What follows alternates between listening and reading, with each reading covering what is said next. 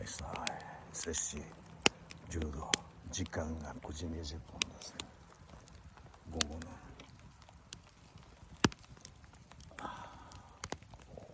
周りがこんな感じですね。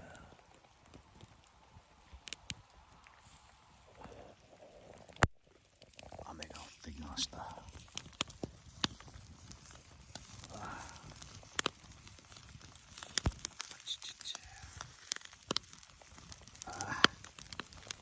雨だ。雨が降ってきた。いいよ、消えちゃうでしょうね、これ。雨が降ってきたんで。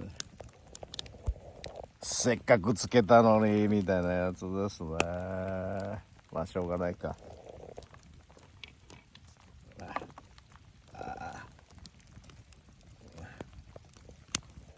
コストコで買ってきたチキン。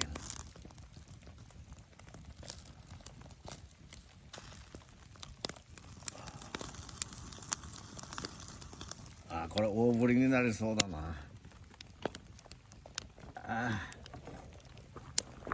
臭みようだな。